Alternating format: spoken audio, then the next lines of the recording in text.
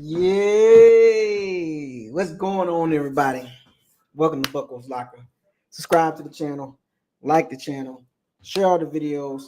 Don't forget to hit the notification bell icon to notify you on all new videos that's posted on this channel. Shouts out all the Pirates and Sea Bandits. Thank you for supporting Bucs Locker. We are back in full effect. 2025 season. Got these videos starting to pump out now. Gotta get it right. Get live and trying to represent. You know what I'm saying? Jason Garrett clap. What are we doing here? What are we doing? Breaking news. Breaking news. Raiders calling Jason Light. Calling Jason Light. The Raiders just released Christian Watkins. I mean, it wouldn't hurt to get him.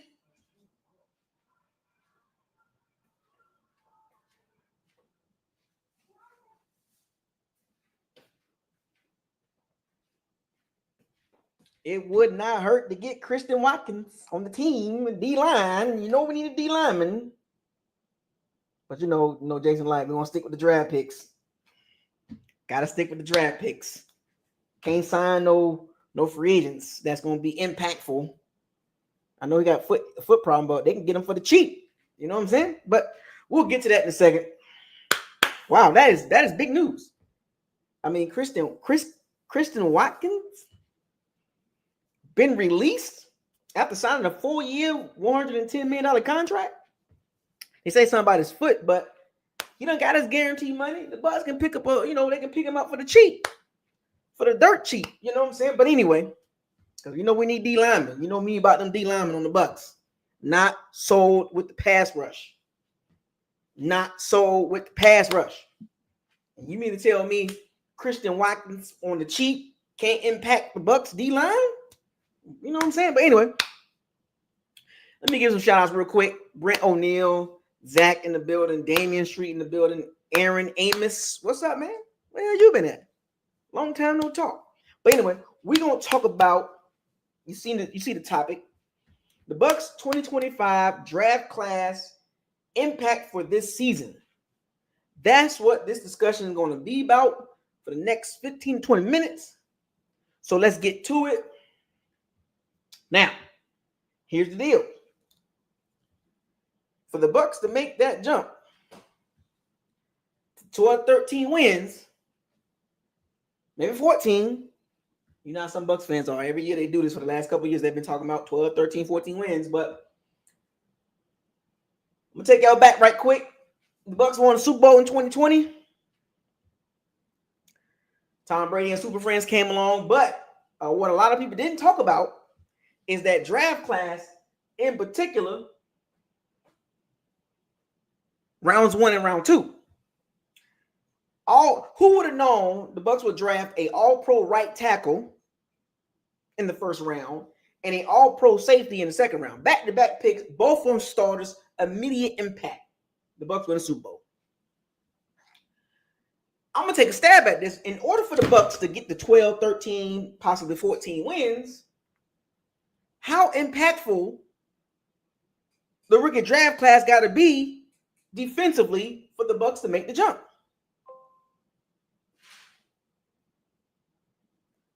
I'm just saying. How impactful the Bucs draft class need to be on the defensive side. I'm not talking about offense. We already know what the offense is going to be.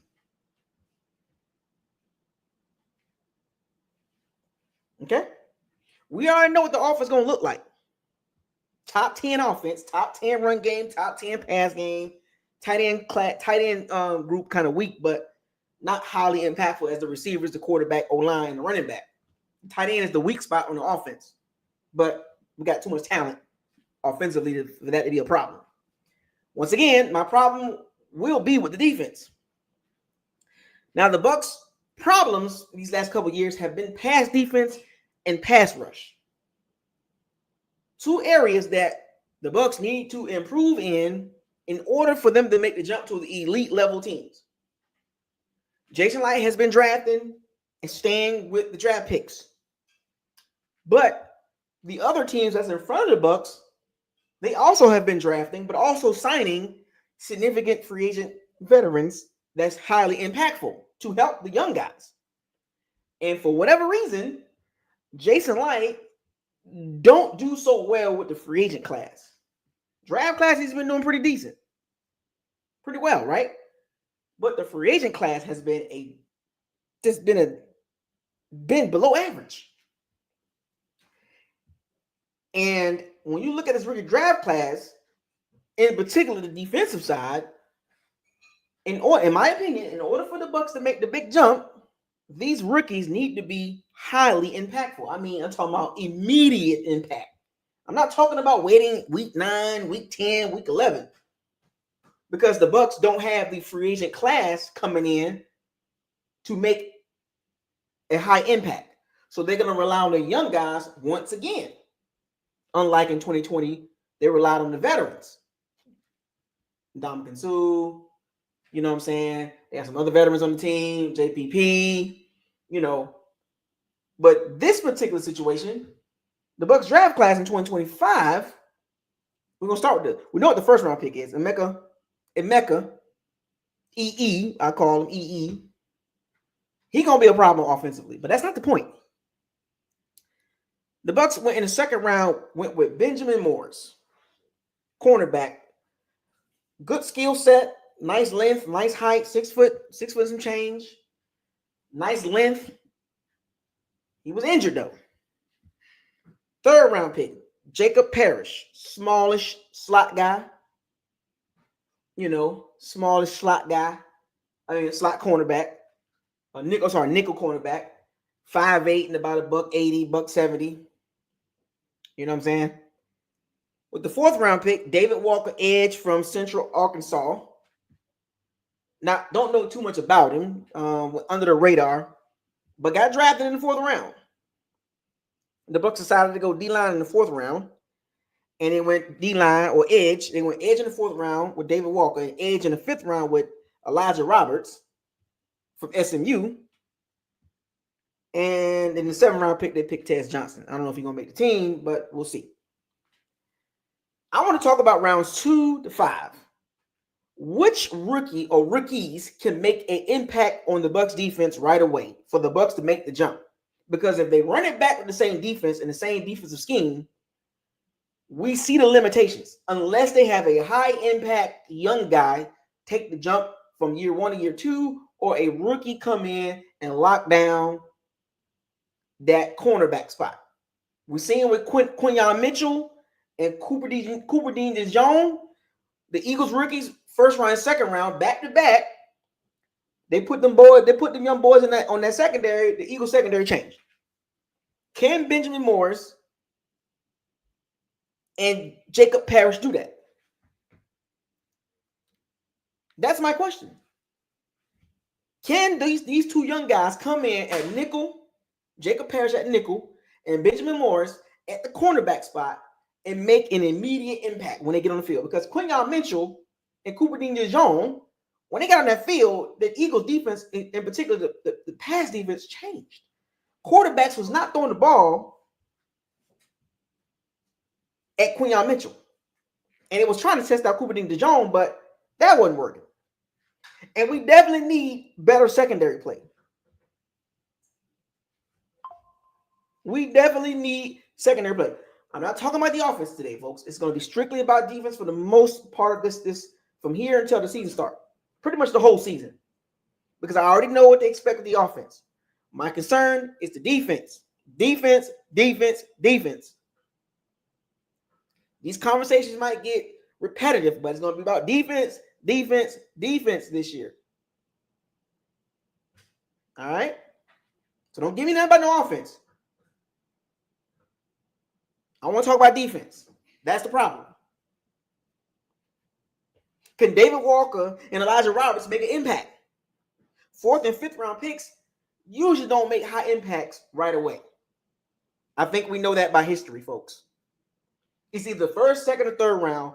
Those are your impactful pass rushers as young players, as rookies. How many fourth and fifth round D linemen or edge players have you seen make a high impact right away? And that's what the Bucs need on the D line. I know they got Hassan Reddick, 30, going on 31. Contract situation, he want to get paid. So do not be surprised he pump out 17 sacks and won a big contract. To me, the Hassan Reddick signing is almost like a one-year rental because I don't see the Bucs paying him big money at 30, or he'll be 31 next year. I just don't see the Bucs paying him big money at 31. They did that with Shaq Barrett, and it didn't turn out well. But they paid Shaq Barrett a little bit more younger than Hassan Reddick. Let's get back to this defense, though, the secondary. Zion McCullough, Jamel Dean, Burnt Toast, Antoine Winfield Jr., Tyke Smith. That ain't no B secondary, folks. Outside of Winfield Jr., that is not a B secondary.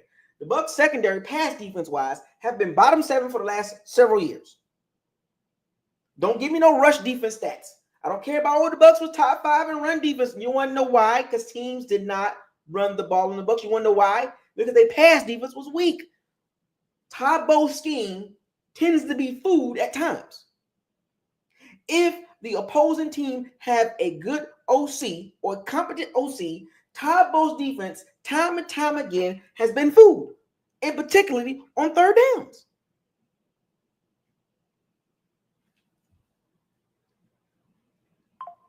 Don't give me when the Bucs played weak quarterbacks. I'm talking about when the Bucs played somebody significantly good, they struggled. It's the reason why they went 9-8, 10-7 back-to-back years and got eliminated in the first round. Once again, we need these rookies to make an impact on the defense. I gave out the numbers.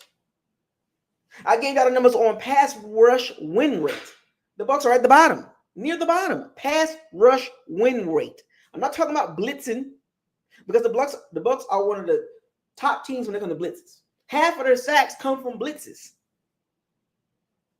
I'm talking about just rushing the passer with 4 guys. Not blitzing Levante David or Winfield Jr. or Zion McCullough or Tyke Smith. I'm not talking about blitzing Sebastian Dennis or KJ Britt. I'm not talking about it. I'm just talking about lineup. Yaya Diaby, Logan Hall, Vita, Golson, Joe Tryon last year. Get to the quarterback. Didn't do it. Y'all seen it. Y'all saw what I was watching last year. In key moments in big games, in those 7 losses, there were key moments in that game where that pass rush didn't do anything. Oh, the Bucs had 46 sacks, 45 sacks? That is outstanding, folks. But how many came from blitzing? And if you don't get to the quarterback, your secondary is burnt toast. Especially if you don't have a lockdown guy at cornerback.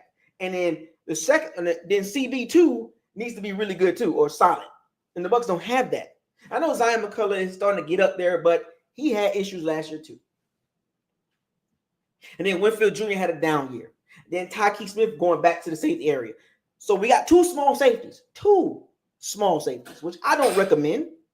I don't recommend 2 small safeties in this league. You need one 6 foot and up, and the other, I don't mind the other being 5'10", 5'11"-ish. Maybe 5'9", depending on how good he is. We have that in Winfield Jr., but then we turn around and add another small guy back there with him, and Tyke Smith. That's not really moving nobody. You got big tight ends, big slot guys, big receivers. You basically put the same player back there with Winfield Jr., but we haven't. I don't think he is as talented as Winfield Jr., but he's small like Winfield Jr., and I don't think that's a good idea. I don't know, for whatever reason, Todd Bowles likes small safeties. He like his cornerbacks long and 6 foot and some change, which is great. But why does safeties gotta be small?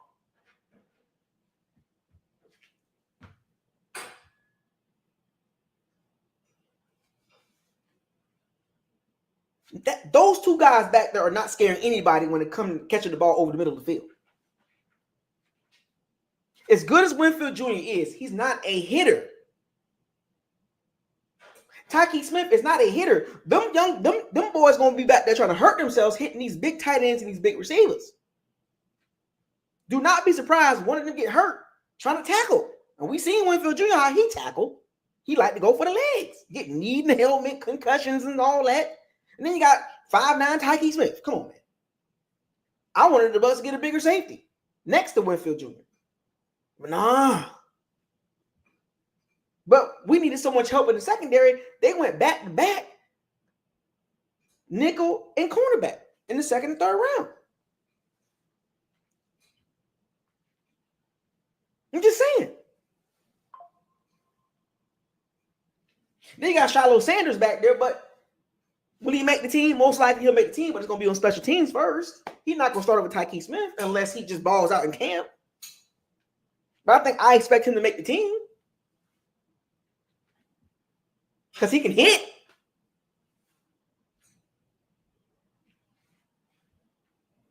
All I'm saying is with the Bucs defense, if the Bucs defense don't make a jump, you have to consider the Bucs going to be right where they at the end of the season.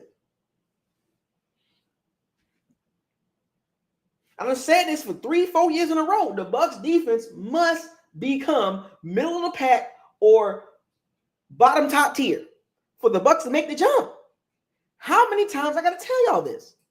I have been proven right. Stats and tape show you the Bucs pass rush is not good.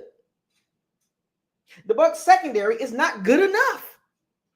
But for some strange reason, some of the Bucs fans just keep overlooking those variables. And I refuse to do that. And this is not about talking about being negative and all. I'm not being negative. This is the real deal. High expectations offensively. We know that. Well, nobody seems to talk about the defense with the Bucs community. Everybody want to skip around and act like we're going to score 35 points a game. We might have to. The Bucs might have to put up 30 points a game just to get 10 games.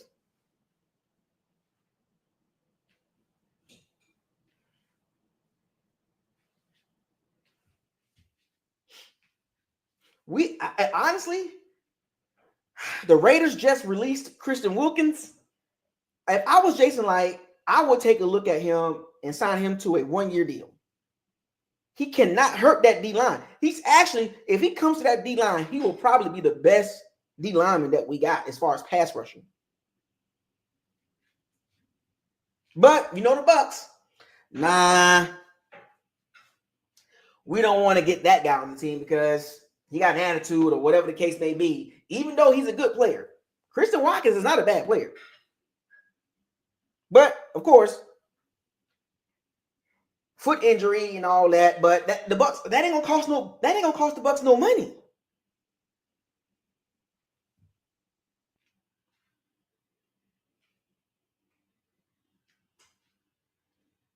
Wait, $1.5 million to get Christian Wilkins on the team?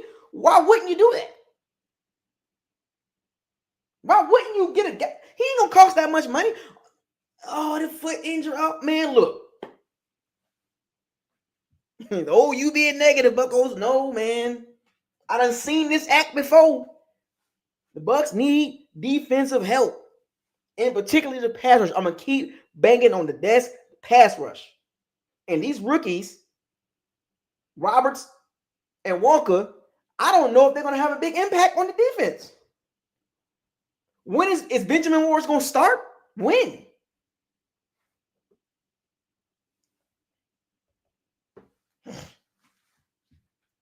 What, you know what I'm saying? When is Benjamin Morris going to start over Jamel Dean? When is Josh Jacobs going to get in there and play right away?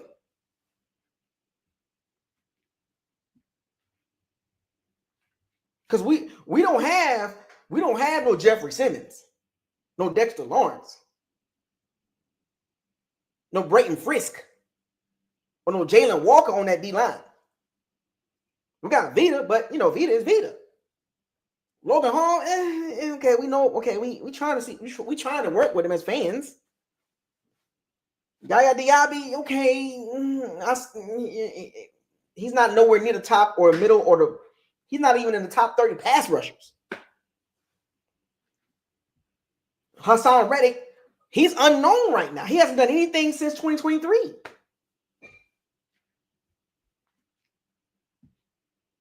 Kalijah Clancy can rush the passer, but he's weak against the run.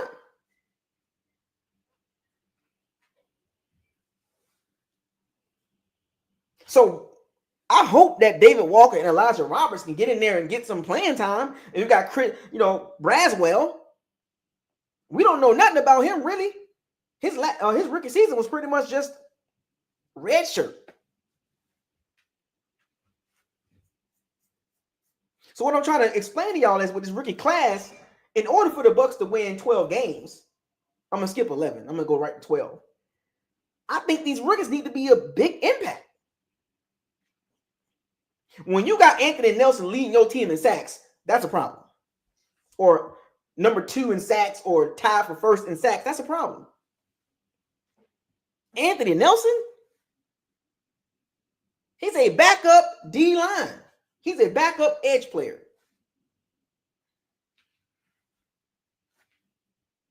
We done had some picks in the first couple rounds on that D-line. Braswell and Logan Hall, man, and let's be real, folks. I know y'all look at the draft class. I know y'all looked at the draft picks. There were some guys on that D-line these last couple years that the Bucs did not take for whatever reason. Like these last 2 years, that D-line in the first 3 rounds had massive talent. And what did the Bucs do?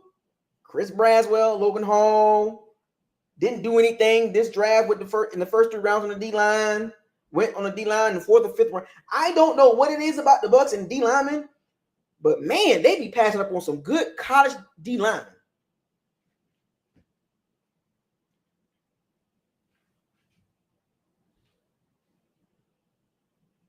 I don't know, folks.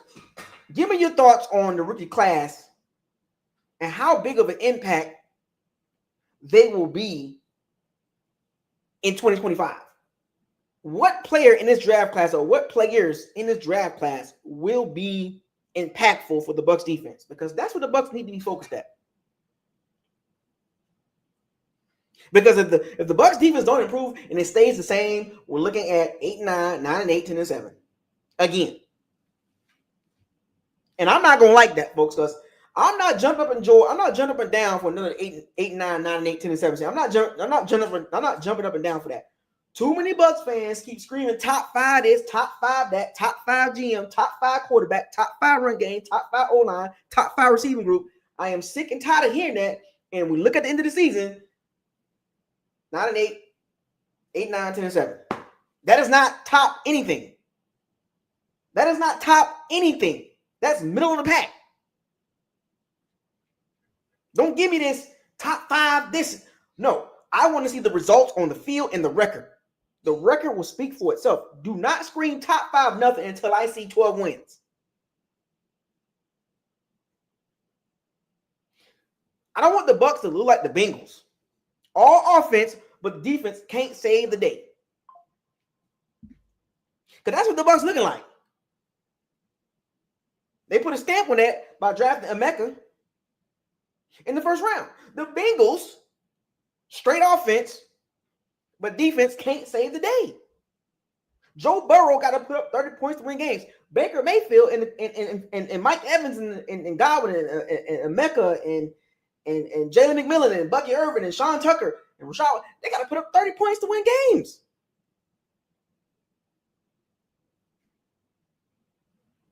Are the Bucs the NFC version of the Bengals? All offense, but defense is not good enough?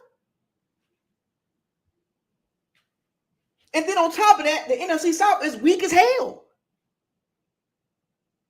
So it's not like We in a hard division to win, folks. That's what I'm trying to figure out. We shouldn't get swept by the Falcons. We shouldn't be struggling with the Panthers. We shouldn't be struggling with the Saints. But why are we getting swept by the Falcons? But we top 5 this and top 5 that with a weak defense. But I only look at Levante David and Winfield Jr. as high impact, and Vita coming in a far distant third. I don't hear nothing about no 10 wins, 9 wins at the end of the season.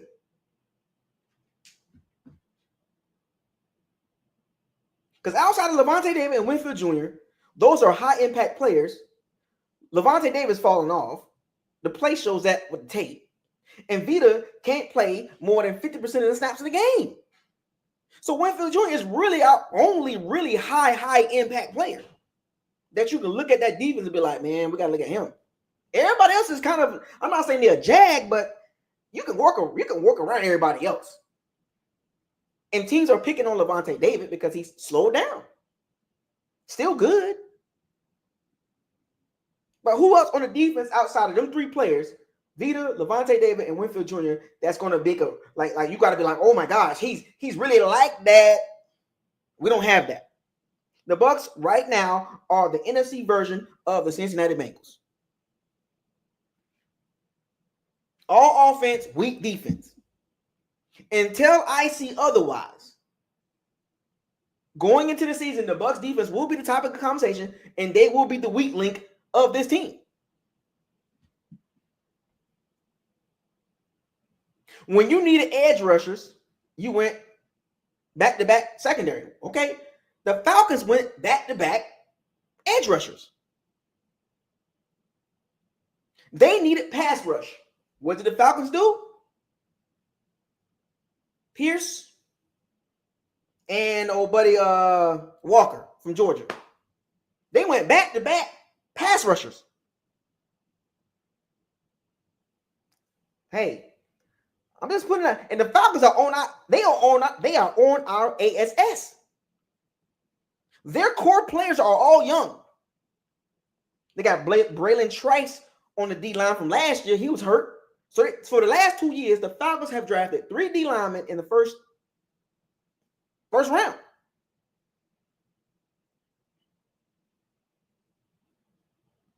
And we better, I'm telling you right now, folks, we better hope that them 2 guys that the Falcons draft do not turn out good. Because if Pierce and Walker turn out good, we got a problem, folks. If Brandon Trice come back from injury and he plays good, we got a problem, folks. And they got a couple other veteran guys on the D-line. So they addressed the issue that they had problems last year with. Their secondary was pretty solid. AJ Terrell, Jesse Bates. Their secondary was pretty good. They just needed pass rushers. They picked up a couple of veterans. They got the guy from last year, Brandon Trice, coming back, and they got Walker and Pierce. So at some point, the Falcons, they like, we're gonna get y'all. We beat y'all twice last year with old man Kirk Cousins. Now we got a better quarterback, a more talented, more younger quarterback in Michael Penix. With the young weapons they got on offense. They're going to be a problem this year, but we're going to beat them. I know that. But I'm just saying, they are on our butts, folks. And if Kirk Cousins didn't play bad in those 4-5 games, they would have won the division. If Kirk Cousins didn't play bad for them 5 games, the Falcons would have won the division. Let's be real.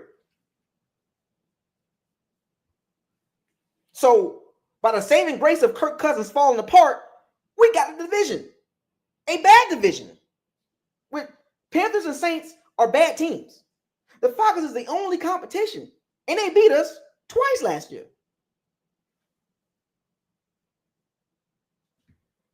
So, all I'm saying with this rookie class, being that we went back-to-back secondary picks in the 2nd and 3rd round, we better hope both of those guys come in and make a big impact.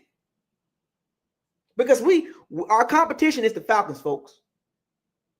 And this rookie class and their rookie class, I'm going to see what these rookie classes do. I'm going to be watching both teams' rookie classes and which class is going to have the biggest impact for each team. I'm hoping that the Bucs defensively, Parrish, Morris, Roberts, Walker come in and make a big difference. Because I don't see any other route outside of the Bucs scoring 30 points a game to get 12 wins. The only way the Bucs will get 12 wins is the Bucs offense become a juggernaut week in and week out. 12 out of 17 weeks. But we all know that's not reality. There's no way your offense is going to be good for 17 weeks straight. Because we will lose some games, folks. The question is how much, how many games we're going to lose. And if we do lose games, I don't believe it's going to be because of the offense. It's going to be because of the defense, in my opinion. But anyway, I just want to drop that on y'all real quick, man. 30 minutes, I'm a little bit over, but videos will be coming every day, folks, and it's going to be about the defense, and we're going to talk about injuries. Tristan Wirfs, Chris Godwin, are they going to be ready for week 1? Stay tuned. We're going to talk about that too, folks. We got a lot to talk about. Not too much about the offense. Every day is going to be about the defense. Every day. We're going to do player by player breakdown on the defense and what they're going to do. But we're going to see. Shouts out to all the Powers and Sea Bandits. Thank you for joining Buckles Locker. Subscribe to the channel. Share all the videos. And don't forget to hit the notification bell icon to notify you on all new videos that's posted on this channel. With that being said, fire those cannons. Seize the day. Raise the flag. Hashtag. I don't want to hear it. Hashtag make the jump. Hashtag no excuses. Buckles Locker signing out. I'll see y'all tomorrow. Deuces.